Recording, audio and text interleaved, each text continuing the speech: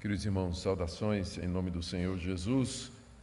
Deus esteja conosco nessa manhã e nos abençoe no culto que nós prestamos a Ele. Queria convidá-los a abrir a palavra de Deus no Evangelho de Lucas, capítulo 21.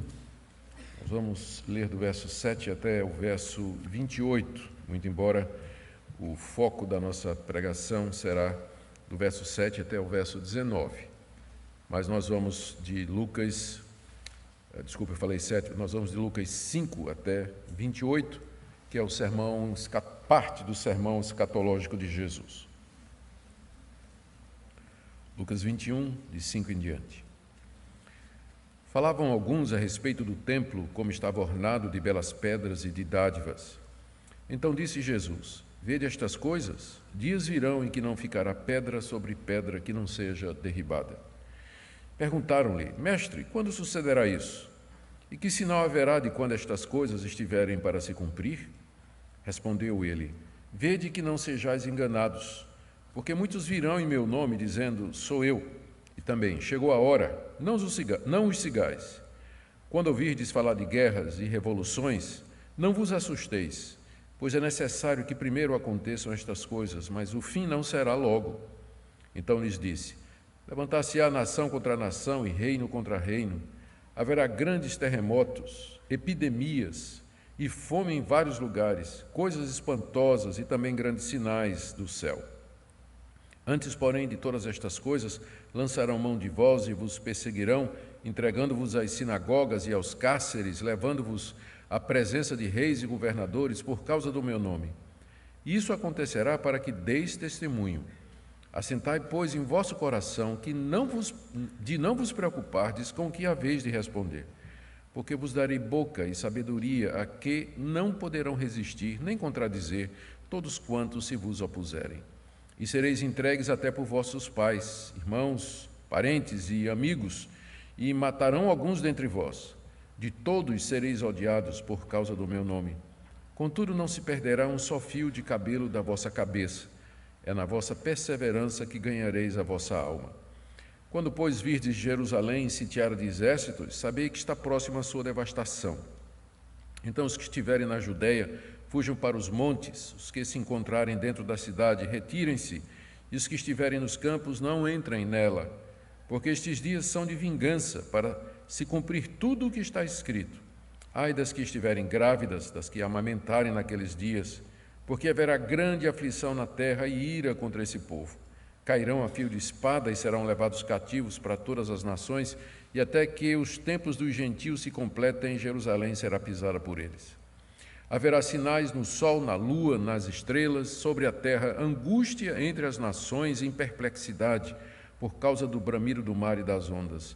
Haverá homens que desmaiarão de terror, pela expectativa das coisas que sobrevirão ao mundo, pois os poderes dos céus serão abalados.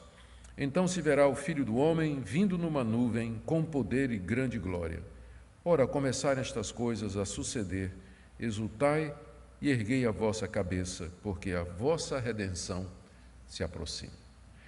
Nós vamos orar, queridos, pedindo que o nosso Deus nos dê instrução, orientação e conforto a partir das palavras do seu Filho.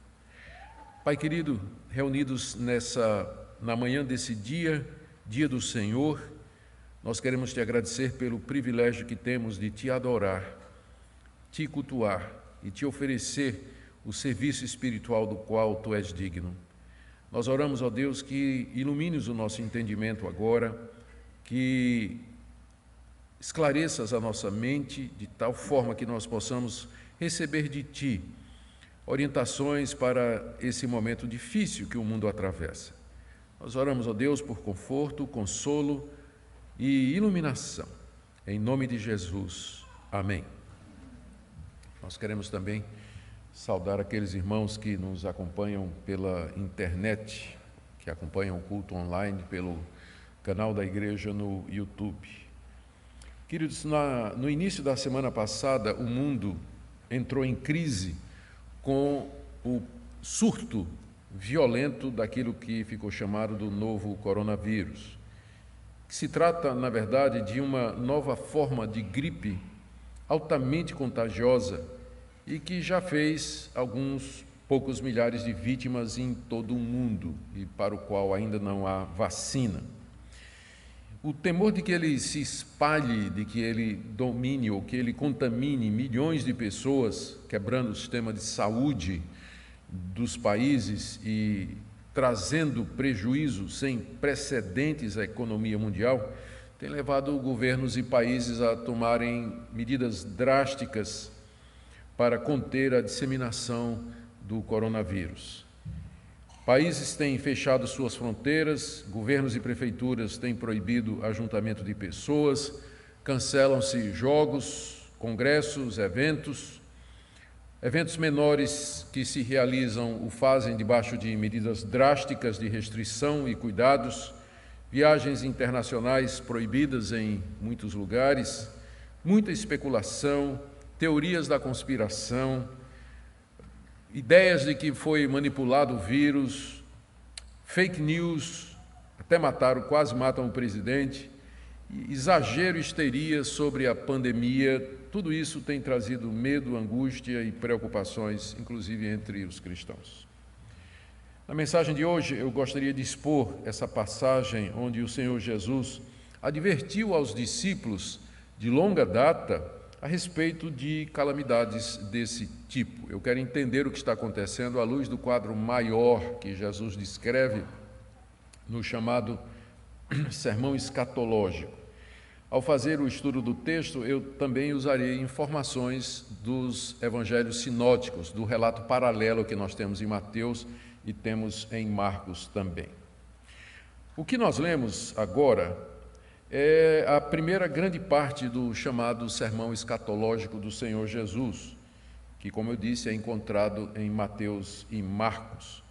Esse sermão foi proferido pelo Senhor Jesus na sua última semana de vida terrena aqui, pouco antes dele ser traído por Judas e entregue às autoridades de Jerusalém.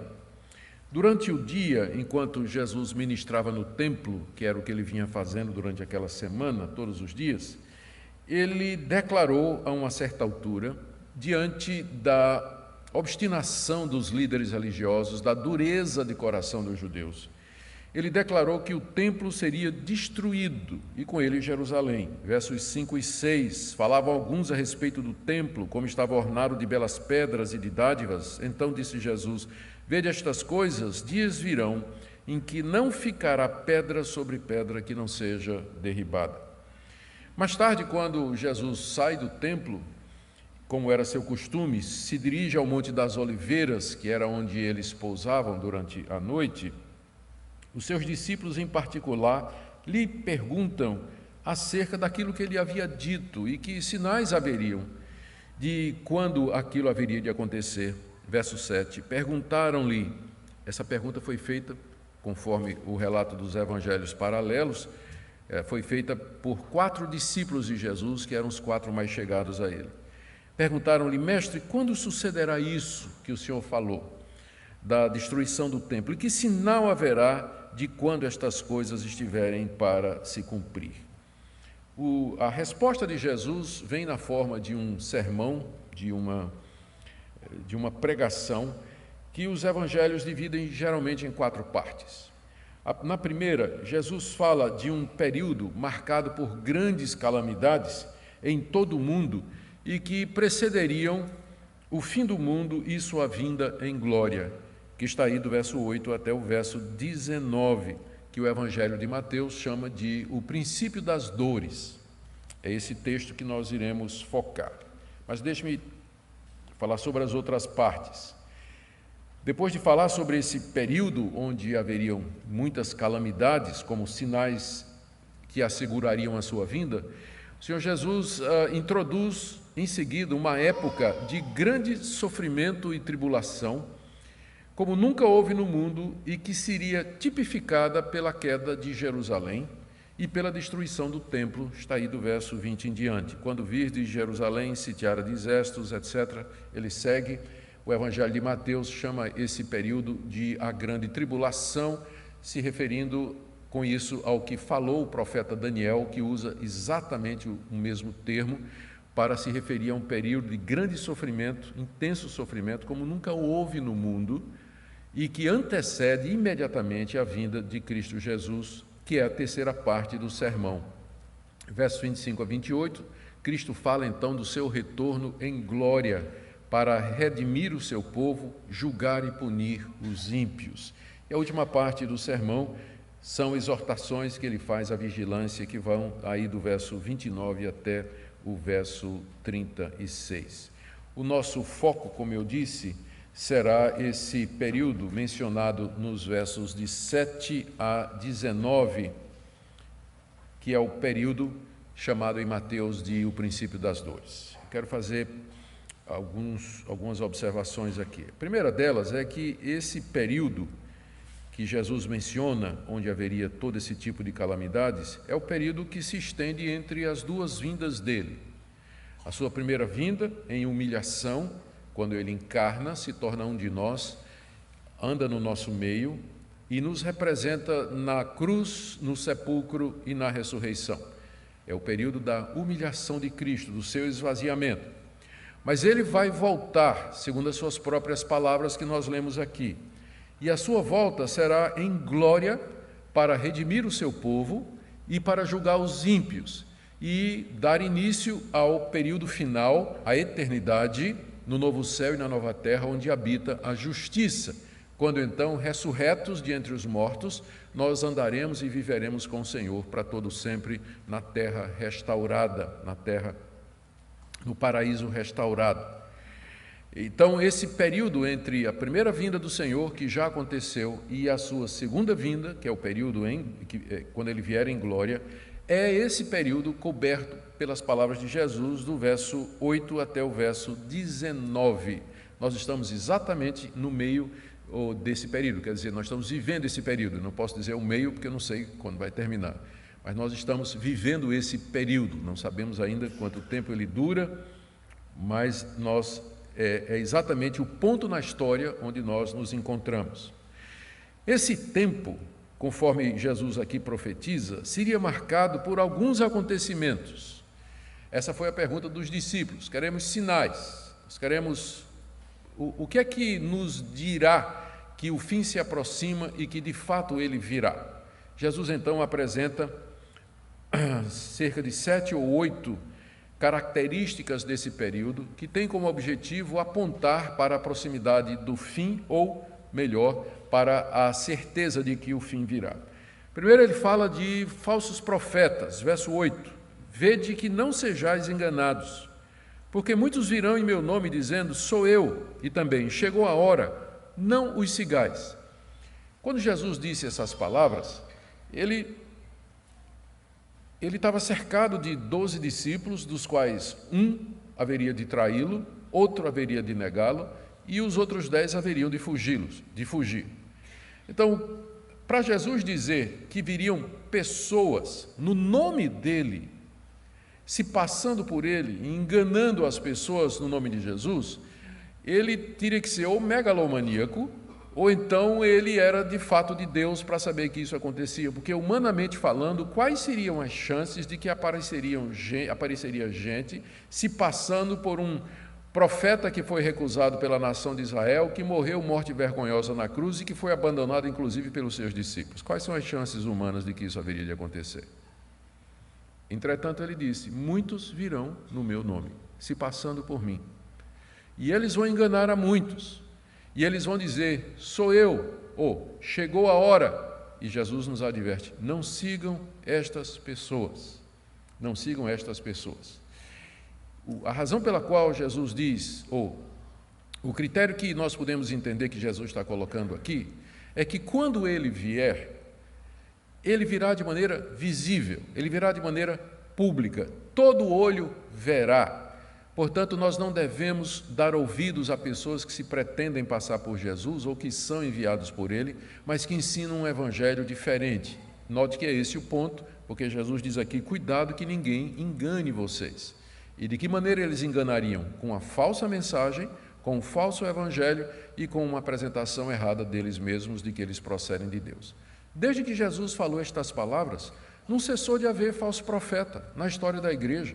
Já no período apostólico, os discípulos de Jesus tiveram que combater falsos apóstolos, falsos profetas, falsos mestres que contaminaram a igreja, que trouxeram heresias, falsos ensinos. Isso continuou pelo período patrístico, pelo período pós-apostólico, período patrístico, depois no início da Idade Média, especialmente na Idade Média, de dentro da própria igreja, surgiram falsos profetas introduzindo erros que continuam até o dia de hoje: adoração de Maria, mediação dos santos, a ideia do purgatório e dezenas de outras heresias que foram introduzidas. Depois da Reforma Protestante, a mesma coisa, apareceram profetas. Hoje, no mundo todo, se levantam pessoas trazendo ensinos contrários à palavra de Deus, enganando o povo de Deus. Jesus predisse isso com a exatidão perfeita, que falsos profetas haveriam de surgir no seu nome, enganando a muitos, trazendo um falso cristianismo. O segundo sinal que ele deu aos seus discípulos foi o mundo em guerra. Veja o verso 9. Quando ouvirdes falar de guerras, não vos assusteis. E também no verso 10, levantar-se-á nação contra nação e reino contra reino. Quando Jesus falou estas palavras, estava-se vivendo a Pax Romana. Os romanos haviam dominado o mundo conhecido e eles haviam imposto uma paz superficial, mas paz entre as nações. As nações dominadas pelo Império Romano, e era praticamente todo mundo conhecido da época, elas não geriam seu próprio destino. E debaixo do poderio romano não tinha guerra entre uma nação contra outra. Então o mundo vivia em relativa paz quando Jesus Cristo disse: vocês vão ouvir falar de guerra, de rumores de guerra, vai se levantar uma nação contra outra e assim por diante.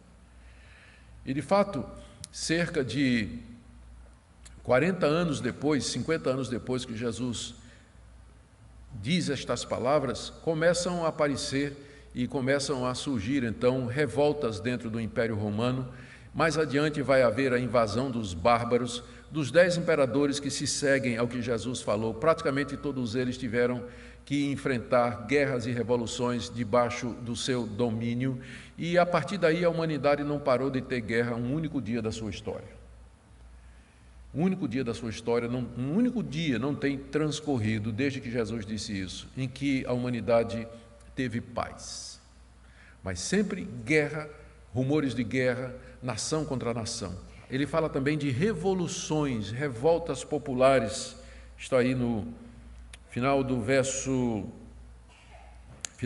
início do verso 9, quando ouvides falar de guerras e revoluções, povos que se levantam dentro do seu próprio país, grupos dissidentes querendo subverter governos, é o que mais a gente tem ouvido falar. Golpe de Estado, revoluções armadas ou não, é o que mais a gente tem ouvido falar durante a história da humanidade. Como é que Jesus podia ter predito tudo isso, vivendo a Pax Romana que ele vivia naquela época? O terceiro sinal que ele dá aqui são grandes terremotos, está aí no verso 11, grandes terremotos. E eles vêm se intensificando, numa média de 700, 800 incidentes por ano e subindo o número. Desde que Jesus falou estas palavras, essas catástrofes não pararam de acontecer.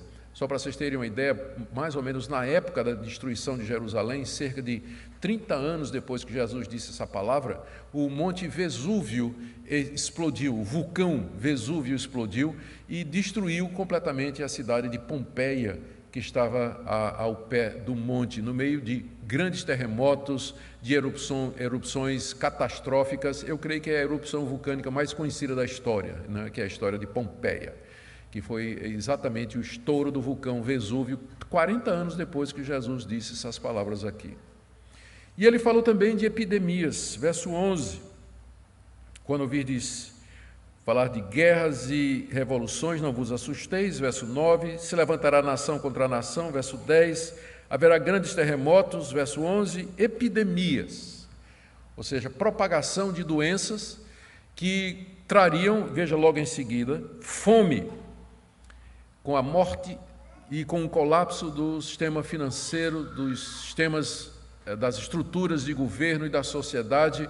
Então, as consequências geralmente eram, depois da epidemia, a epidemia se segue à fome e à morte por todo tipo de motivos relacionados.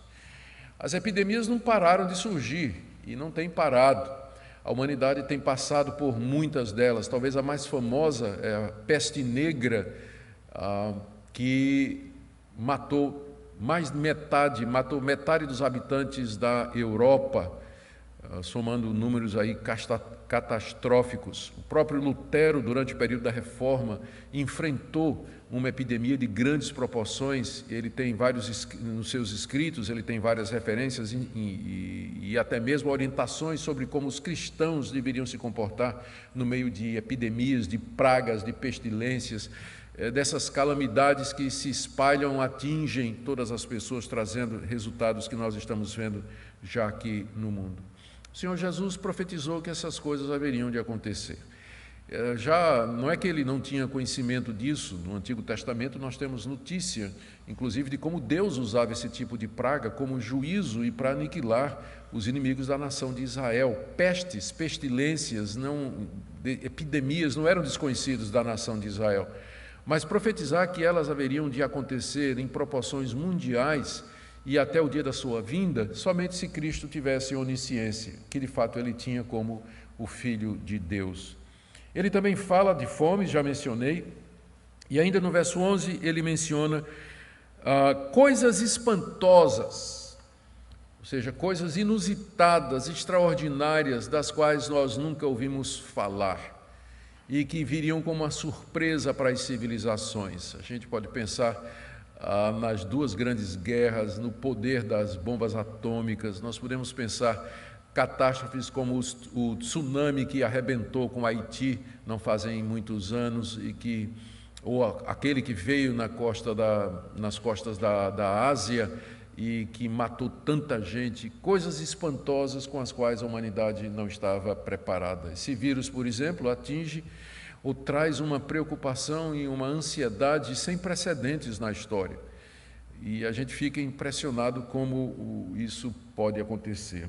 Cremos que está bem dentro daquilo que Jesus falou.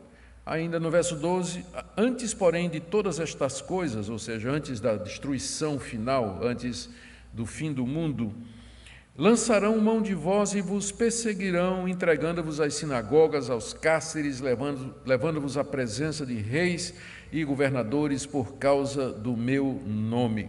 Jesus profetizou a perseguição dos seus discípulos pelas autoridades e também pelo próprio povo judeu, que aconteceu conforme relatado no livro de Atos.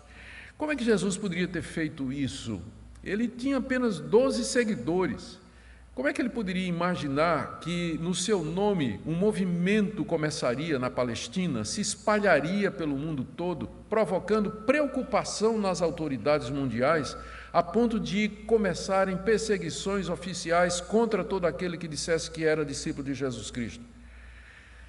Depois dessas palavras de Jesus, pouco antes da destruição de Jerusalém, em meados da década de 60, o imperador Nero, segundo se diz, não se tem prova, mas é a teoria mais aceita, o imperador Nero, em Roma, desejando construir uma cidade em honra do seu nome, que seria chamada Nerópolis, resolveu atear fogo à cidade de Roma, porque não dá para ter Nerópolis se Roma está de pé.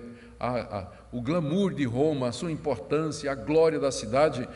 Se Nero fosse construir uma cidade em sua homenagem, chamada Nerópolis, ela ia desaparecer diante do brilho de Roma. Ele tinha que primeiro tirar Roma do caminho.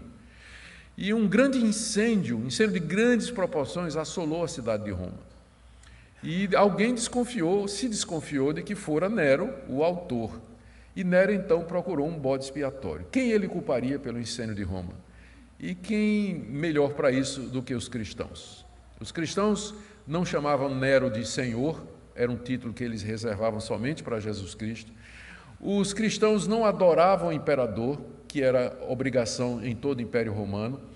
Os cristãos não seguiam as práticas culturais dos pagãos em festivais imorais, em bacanais, orgias que faziam parte da cultura.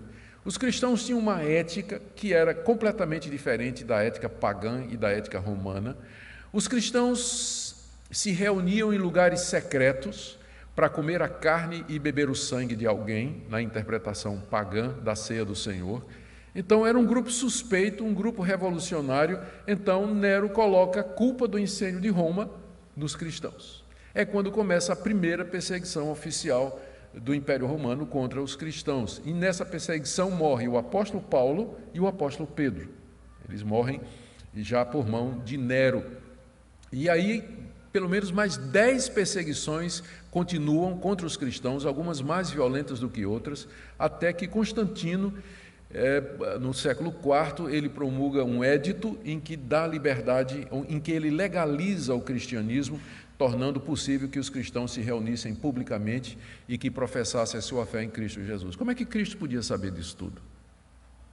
Como eu disse, na época em que ele disse isso, era humanamente impossível de prever que a importância dele chegaria a esse ponto. Ou ele era megalomaníaco, um dia os impérios irão perseguir os seguidores, os meus seguidores. Ou ele era megalomaníaco, ou ele era onisciente. E nós ficamos com a segunda opção, Jesus Cristo, Filho de Deus, profeta, verdadeiro profeta. Isso aqui é profecia, gente. Isso aqui, não é que se cumpre exatinho. Essa é de Deus. Ele profetiza e acontece exatamente como ele disse. E olha só ainda, no verso 16 e 17, sereis entregues até por vossos irmãos, por vossos pais, irmãos, parentes e amigos, matarão alguns dentre vós, de todos sereis odiados, por causa do meu nome. Odiados, os cristãos seriam odiados por causa do nome de Jesus, e não é isso que nós vemos através da história. Os verdadeiros cristãos sofrendo com o ódio. Até hoje em dia se criou um nome para isso, cristofobia, é o nome que se dá. É a fobia a cristãos, é a raiva de cristãos. E, às vezes, nós cristãos damos motivo para isso, mas a maioria das vezes não. E as pessoas nos odeiam por conta da exclusividade do cristianismo. Nós dizemos que só há um Salvador, que é Jesus Cristo. Por conta da exclusividade de dizermos que fora do verdadeiro cristianismo não existe salvação, pela nossa insistência em dizer que existe somente um Deus e que esse Deus é criador de todas as coisas, de que ele tem uma moral, que existe o certo e que há o errado, e que não há meio termo nessas questões. Então, a postura cristã, ela provoca o ódio da humanidade sem Deus, ela provoca o ódio, a ira, a reação irada das pessoas que não temem a Deus, nem querem andar nos seus caminhos. Sereis odiados de todos, sereis odiados de todos. É impressionante como, apesar do ódio, o cristianismo cresce como fogo de palha, ele se espalha pelo mundo, se dissemina em todo o mundo.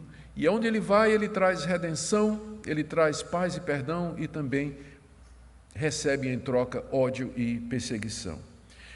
Como nós já mencionamos, nós estamos vivendo em meio a um surto de um vírus de proporções mundiais, trazendo morte a muitos e prejuízos incalculáveis à população mundial. E é natural, então, que diante disso, diante dessa catástrofe de caráter mundial e o sofrimento que ela traz e vai trazer a milhões de pessoas, algumas perguntas e declarações que sempre se repetem surgem. Isso não prova que Deus não existe? Se Deus existe, ou ele é mau, ou ele não é todo-poderoso. Se Deus existe, ele deve ter resolvido não interferir no mundo, porque deixa esse tipo de coisa acontecer. Qual o propósito de Deus com tudo isso? Ou como devemos proceder? Então, no que se segue agora, eu queria trazer 5 pontos com respeito a nosso procedimento. Aliás, primeiro 5 pontos para nós entendermos essa calamidade e depois algumas orientações práticas sobre como nós devemos nos comportar diante delas. O texto que nós acabamos de ler e explicar para os irmãos, ele nos mostra primeiro que as calamidades haverão de existir até o retorno do Senhor em glória. Isso significa que não há esperança nenhuma de que nós um dia tenhamos nesse mundo, como nós o conhecemos, algum período de paz, de tranquilidade e prosperidade. Pelo que Jesus disse aqui, o que vai marcar o mundo até a vinda dele é exatamente estas catástrofes que foram todas mencionadas aqui, estes males que foram mencionados aqui. Então, a esperança humana de ter um reino ou de ter um período mundial de paz, de prosperidade, de grande alegria, de harmonia e de saúde, isso é ilusão, Isso é uma pura ilusão, não existirá isso. Se Jesus acertou o que ele está dizendo, e vem sendo assim, então devemos confiar no que ele está dizendo. Não haverá. É catástrofe em cima de catástrofe, calamidade em cima de calamidade. É isso que nos ensina. Segunda coisa, esse texto ele nos mostra que coisas como pestes, pragas, pandemias, elas são sinais de que o mundo realmente se encaminha para o fim, como o Senhor Jesus nos diz aí no verso 9, quando ouvirdes falar de guerras, revoluções, não vos assusteis, pois é necessário que primeiro aconteçam essas coisas, mas o fim não será logo, ou seja, há um fim, embora ele não seja logo, mas ele haverá de chegar. E com isso Jesus quis dizer, quando ele disse em seguida, ainda não será o fim, é que essas pragas, elas não estão marcando a proximidade do fim. Na verdade, Jesus disse, o fim não é logo. Elas não estão marcando. Eu sei que tem gente já marcando a vinda de Jesus para a semana que vem, diante dessa catástrofe aí. Mas sinais como estes não foram dados por Cristo para que nós pudéssemos estabelecer ou descobrir qual é o calendário de Deus. Na verdade, como eu disse, essas coisas acontecem para nos dar certeza de que o fim virá. Se Jesus acertou tudo isso que ele falou até agora, ele também vai acertar o que ele diz no verso 27. Então se verá o Filho do Homem vindo numa nuvem com poder e glória. Se ele está certo naquilo que ele falou antes, ele está certo nisso que ele falou aqui também. Então estes sinais acontecem para nos garantir aquilo que Cristo falou com respeito à sua vinda. Ele virá, a prova de que ele virá é que tudo que ele disse que antecederia a sua vinda está acontecendo há 2000 anos, exatamente como ele disse. Então estas coisas servem para reforçar a nossa confiança nas palavras de Jesus. Isto que nós vemos são estertores de um mundo moribundo, de um mundo que se encaminha para o final e que tem esses tremores de morte à medida que ela se aproxima. Terceira coisa que Jesus nos ensina é que é necessário que estas coisas aconteçam, como nós já lemos aqui no final no verso 9, quando ouvides falar de guerras e revoluções, não vos assusteis, pois é necessário que primeiro aconteçam essas coisas. Por que é necessário? Essa é a pergunta que as pessoas fazem. Por que isso é necessário? Por que Cristo disse que isso é imperioso acontecer? Nós podemos colocar aqui várias razões, entre elas, para mostrar nossa fragilidade. Eu não sei vocês, mas eu me sinto extremamente frágil numa situação como essa, em que a gente percebe que a contaminação ela vai acontecer. Esse vírus está entre nós, ele vai chegar com força, ele vai se espalhar, depois nós vamos aprender a conviver com ele. Alguns poderão vir a óbito por conta disso, e não tem muito o que fazer não.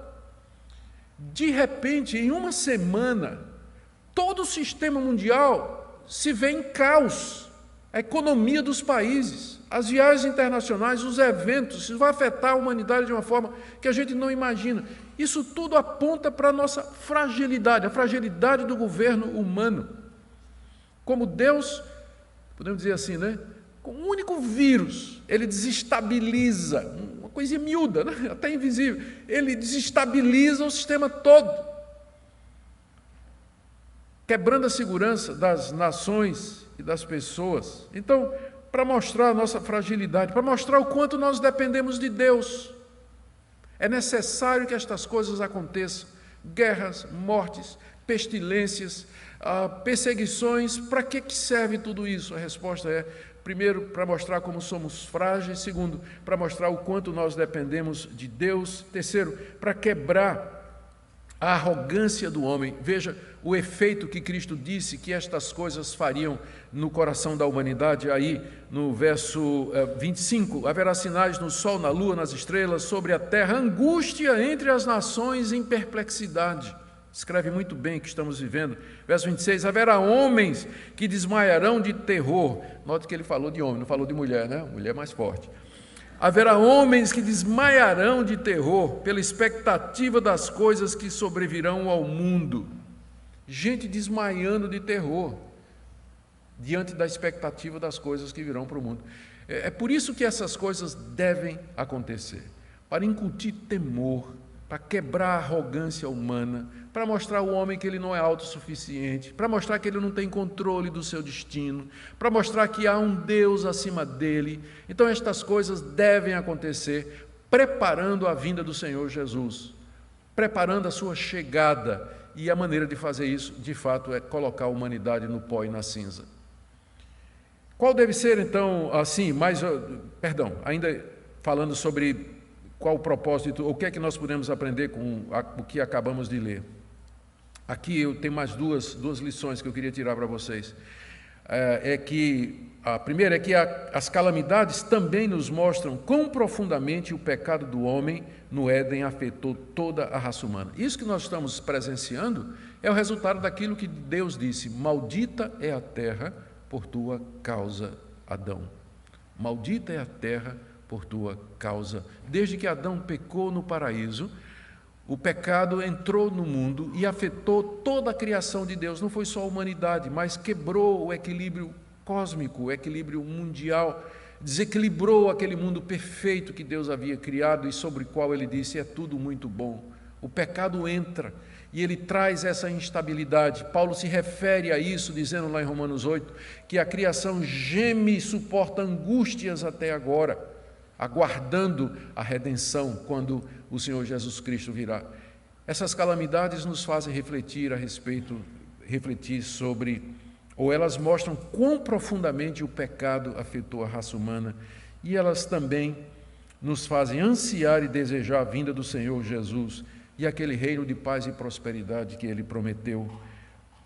Como, veja só, verso 28, ao começarem estas coisas a suceder, exultai e erguei a vossa cabeça, porque a vossa redenção se aproxima. Enquanto que para o mundo isso é terror, é angústia, é medo, gente desmaiando, nós olhamos para isso, nós levantamos a cabeça e dizemos: a nossa redenção se aproxima. A nossa redenção se aproxima. Ela não será aqui nesse mundo, não é aqui que nós vamos encontrar paz e felicidade perfeitos, não é aqui que nós vamos gozar de segurança e de tranquilidade, mas a nossa redenção se aproxima. E uma das evidências disso são essas calamidades. O cristão olha de maneira diferente para essas tragédias. E a última parte do que eu quero trazer para vocês nessa manhã, aproveitando que não tem escola dominical, e aí eu posso ir até meio-dia, algumas atitudes, então, que nós podemos ou devemos ter diante de tragédias como essa. Primeira, não julgue a Deus. Você não sabe o que é que Deus está fazendo. Então não julgue a Deus, dizendo que é injusto esse tipo de coisa acontecer, ou que Deus é mau, ou que Deus é insensível ao sofrimento humano. Você não conhece os desígnios de Deus. Um movimento como esse traz efeitos e desdobramentos que estão muito além da sua compreensão. Atinge a vida de cada indivíduo. E a nossa vida, ela está entretecida com o destino e a vida de milhões de outras pessoas. Isso é um quebra-cabeça gigantesco, do qual só Deus tem conhecimento e controle. Então, isso que parece para você que está gerando caos, na verdade faz parte de uma costura delicada que Deus preordenou desde a fundação do mundo e que Ele executa com sabedoria e precisão aqui nesse mundo. É como um bordado. Você olha o bordado do lado de fora, você tem uma flor muito bonita, mas se você olhar aquele bordado do outro lado, onde tem o traçado das linhas e tudo mais, né, você nem reconhece o que é aquilo. Então a gente geralmente vê só o lado de dentro do bordado, a gente não entende o que é, mas no dia certo Deus vai mostrar a obra de arte que Ele está fazendo. Então não julgue a Deus num momento de crise, de calamidade, e eu trago isso para a questão pessoal também, quando essa calamidade tocar em você, porque vai tocar no seu bolso, talvez na sua saúde, e em outros aspectos também, mas não julgue a Deus por isso, você não sabe o que é que o Altíssimo está fazendo, e nem os desígnios do seu coração. Também, em segundo lugar, não julgue as vítimas. A nossa tendência, quando existe uma calamidade, é pensar que aquelas pessoas que são vitimadas, de alguma maneira, fizeram por merecer, e que Deus as está castigando por algum pecado oculto. Que as calamidades são fruto do pecado humano, isso é evidente, todo cristão sabe disso. Mas o fato de que uma pessoa é vitimada numa epidemia dessa não quer dizer que ela está pagando por algum pecado em particular.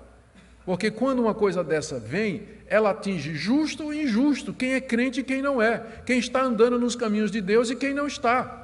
Não existe proteção contra isso. Deus não prometeu nos livrar de tragédias. Então, não julgue as pessoas que são vitimadas por isso e nem os países que são primeiramente vitimados por isso e onde a assolação está sendo grande. Porque, como eu disse, nós não conhecemos os desígnios de Deus e nem o coração. Por isso, não julgue também as pessoas. Terceiro, se compadeça das pessoas. Vamos ter compaixão pelas pessoas que foram alcançadas, pelos países que foram alcançados. Isso significa orar pelas pessoas, significa ajudar no que for possível e significa cooperar com as autoridades, com as medidas determinadas para conter o avanço do mal. Para conter o avanço do mal. Isso faz parte da compaixão que a Bíblia manda que a gente tenha para com os que sofrem. O que é que eu posso fazer para minorar isso? Então, há uma série de medidas, inclusive, passadas pelo governo com o objetivo de impedir a disseminação e que serão adotadas pela nossa igreja, exatamente como parte da compaixão que nós temos que ter com as outras pessoas. Nós não queremos que elas se contaminem, nós não queremos que outras pessoas elas sejam alcançadas. E é muita irresponsabilidade, seria muita irresponsabilidade nossa não tomar medida alguma. Há situações e há casos em que as medidas terão de ser mais drásticas, em outros casos em que as medidas elas podem ser mais minoradas, mas não fazer nada é falta de compaixão e falta de amor para com o próximo, para não dizer irresponsabilidade. Em quarto lugar, reflita sobre o pecado e suas consequências.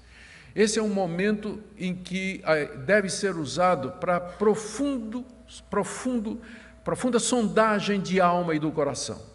Não é que você é o responsável direto, né, pelo que aconteceu, mas você faz parte da raça humana vitimada pela consequência do seu próprio pecado. Então, é uma ocasião para você perguntar a Deus e dizer assim: Deus, eu estou vendo de fato quão profundamente o pecado afetou a raça humana. Eu quero pedir que o Senhor me ajude, sonde o meu coração. Eu quero viver uma vida santa, quero viver uma vida reta. Momentos como esse é um momento de teste. Você vai confiar em Deus, você vai depender de Deus. Deus usa isso para testar os nossos corações, para testar a nossa fé, para ver se de fato ela é tão robusta quanto parece em tempos de tranquilidade. Mas na hora que toca o caos, que toca o horror, aí é que nós vemos a robustez da nossa fé, se ela de fato é sólida ou não. Em quinto lugar, se humilhe diante de Deus, vamos nos humilhar diante de Deus e agradecer que ainda não fomos atingidos tão duramente como outros países têm sido. Até agora, existem casos no Brasil, casos confirmados, pelo que eu sei, nenhuma fatalidade ainda. Então, oremos a Deus e agradeçamos, pensando em países onde o número já subiu para milhares de pessoas. Em sexto lugar, vamos fazer o que Jesus nos disse aqui no verso 9. Não vos assusteis, não vos assusteis, não entre em pânico. Não fique com receio, o risco que corre numa situação como essa é a histeria coletiva. De repente as pessoas estão correndo para o supermercado para fazer estoque, estão correndo para o banco para sacar dinheiro e o caos toma conta e é só estouro da boiada. Nós devemos manter a coisa debaixo das suas devidas proporções e não cair num ataque de pânico e de histeria, mas lembrar que Deus está no controle de tudo. Veja como Jesus explica isso direitinho no verso 18, quando ele diz assim: contudo, não se perderá um só fio de cabelo da vossa cabeça. E em alguns casos aqui já foram perdidos, né? Todos os fios de cabelo. Mas o que Jesus quer dizer é que Deus cuida de nós a ponto de que não cai um cabelo nosso sem a permissão de Deus, porque Deus está no controle. Por isso, não tenham medo, não se assustem. Até a queda do nosso cabelo está debaixo do controle de Deus. Portanto, se Ele cuida do nosso cabelo, quanto mais da nossa subsistência. Portanto, não temais, não vos assusteis, diz o Senhor Jesus. Sétimo lugar, compreenda que os desígnios de Deus são inescrutáveis. Já falei sobre isso, nós não sabemos o que Ele está fazendo, mas agora, em oitavo lugar, nós podemos confiar que todas as coisas cooperam para o bem daqueles que amam a Deus. De que maneiras essa pandemia coopera para o nosso bem? Nós não podemos acertar todas, mas nós podemos ver já nós podemos ver alguns benefícios que isso tem trazido. A valorização do culto presencial, o teste da nossa fé para ver se de fato ela é uma fé robusta, o fortalecimento da nossa dependência de Deus, a oportunidade que isso traz, e aqui é o meu próximo ponto, aproveitar essa ocasião para anunciar o Evangelho. Veja que no meio de todas essas catástrofes, Jesus disse nos versos 14 e 15, que assentai em vosso coração, não vos preocupardes com o que haveis de responder, porque eu vos darei boca e sabedoria, a que não poderão resistir nem contradizer todos quantos se vos opuserem. Com isso, Jesus está pressupondo que no meio dessas calamidades a igreja continua o seu trabalho de anúncio do Evangelho e pregação do Evangelho, e que Deus haverá de dar palavra e sabedoria para que os cristãos tragam respostas, tragam consolo, tragam esperança, tragam um norte para uma sociedade desesperada e uma sociedade perdida. Essa é a nossa oportunidade. Por fim, no verso 19, Cristo diz assim: é na vossa perseverança que ganhareis a vossa alma. Perseverar firmes na fé, confiantes no nosso Deus que controla todas as coisas, inclusive a queda de cabelo, sabendo que Ele vai usar tudo isso para o nosso bem, prontos a enfrentar as dificuldades que esse período vai trazer para nós, amando o próximo a ponto de colaborarmos com todas as medidas necessárias para que aqueles que estão ao nosso redor não sejam contaminados e nem sofram. Que Deus nos ajude nesse momento de crise, meus irmãos, e que nós a enfrentemos como verdadeiros cristãos, conforme o Senhor Jesus aqui nos ensina. Vamos orar. Fiquemos em pé e oremos.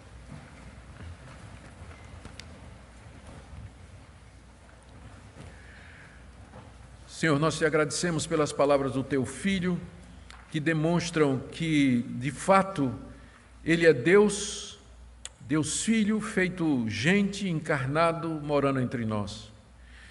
Te agradecemos, Senhor, pelo encorajamento da Tua palavra, para que não nos assustemos, para que perseveremos, para que aproveitemos para pregar a palavra, para exercer o amor ao próximo. Nós pedimos, ó Deus, que toda essa crise seja usada para o bem do Teu povo. Nós oramos que o Senhor nos dê sabedoria, que o Senhor nos guie. Oramos pelos países onde o pico já aconteceu e que alcançou tantos milhares de pessoas. Nós pedimos que o Senhor tenha compaixão e misericórdia dos que sofrem e nos ajuda. É o que pedimos em nome de Jesus. Amém.